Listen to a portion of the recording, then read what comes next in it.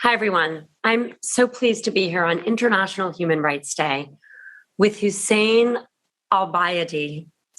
Hussein is a small business owner, an artist, and author, and he has just an incredible story of strength and resilience. The ongoing refugee crisis around the world has been absolutely heartbreaking to watch, and they felt all too real to Hussein, who fled Iraq with his family in 1994. Since he came to the US, he's been working to shed a positive light on refugees and helping refugees through his screen printing business, Refutees. Hussein, I'm honored to be here with you today.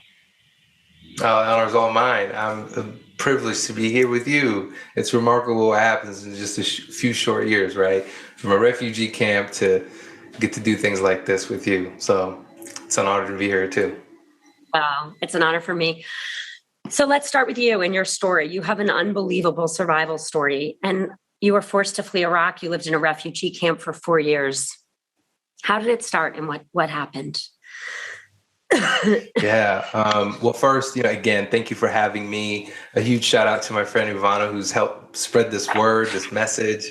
So thank you for this opportunity. My story started off in 1990 when the Gulf War happened. So I was from the southern part of Iraq, and all I could really remember at that time was, it felt like like a thunderstorm, right, with bombs going off, and it was raining missiles, and it was a really hard time that we didn't think we were going to survive. And huddled in that little corner of my parents' bedroom was just this scared little boy, 5 years old, not knowing if we were going to live, because all I could hear was my dad's doing a prayer. When someone dies in the Middle East, you do this prayer, and that's all I could hear him doing. And so we got really lucky. I'm not really sure. I think hope reached in and helped us survive that night. And then we ended up being refugees in a neighboring country, Saudi Arabia, but probably in the most hellish climate. It was the barren desert where absolutely nothing grows, and water and food had to be brought in. And I survived because I had amazing siblings. I call them my supportive structures, who, would walk miles to go get this water and food. My mother, who nurtured me and cooked canned food in a hole in that refugee tent. And then my father, who, his art taught me heritage, life, culture, lessons, poetry, and of course, hope and resilience. Wow. So you came to the US, you moved to Oregon, you started Refutees, and it's a screen printing company, but you give a portion of every purchase to help refugee families in your local community. Tell us what motivated you to start this business. Yeah, absolutely. Growing up in the US, I felt like, I had this sense of survivor's guilt, if you will. There's this void about the people that got left behind. One of those people was my uncle. And, there was always this sort of lack of connection. And, I always wanted to think big on how I can help that community, or at least bring awareness to it. And so when I was, growing our screen printing, company, I realized that like I could leverage that art and put, witty messages onto t-shirts and sell those and take proceeds and give back to the local refugee organizations that I was involved with. So whether it be volunteer t-shirts or things like that, but it also turned into, toothbrushes and women products and things like that. So now I started thinking like, wow, how can I take this box and turn it into a shipping container or a program that I can work with refugee organizations? And so we just kept growing it every year. And, it's been an honor to be able to serve that community and, utilize art in that way to spread a message. It's just amazing. So you're also really helping share stories of refugees' resilience and power. You've partnered with our internal community, Refugees to use your art to bring awareness to Human Rights Day globally. And that's part of why I wanted to go live with you. Or not go live, sorry, we're taping. Go share this story with you for this day. Can you talk about how art more has impacted your life and work? Yeah, I mean, you know, art is the essence, I believe, of human expression. I was very fortunate to grow up with my favorite artist, my father, and he literally gave me an art lesson every single day up until he passed in 2016. And the art of being a human takes a lot, learning everything. So he tucked messages into his canvases, right? He taught me things on how to be a human, how to practice love, how to practice compassion.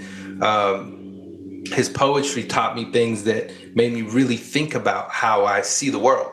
And so, practicing those things and then bridging them, that's the bridge, right? It's bringing imagination to reality, and art is that tool. And so it's like you can practice the tool, but if you can't bridge the two, it's going to be very hard for you to practice in life. And so he did a great job, bringing those realizations to me. And so art now is a tool to express that, to connect people on issues, on social issues, on human rights, on anything really, but to create a dialogue is the purpose of what I believe my art is meant to do here. Oh, that's so, so meaningful. So you're a different kind of, I don't know if artist, but creator, and you wrote a book called The Art of Resilience, The Refugee State of Mind. Resilience is a topic I care about deeply. What do you think everyone can learn about resilience from the refugee experience? Yeah. So, practicing resilience is an act that we got to do every single day. Adversity is going to come up. For example, we did the Run for Refugees during World Refugee Day this past year, and it was super successful with your team. And we hope to do it again. Again, practicing resilience, right? I hope to do it again and raise more money and help educational programs and refugee camps, and hope to record those things and create a docuseries, again, to showcase what it means to be resilient, right? Not just me, but people around me, people that have stories that are similar, that go more in depth.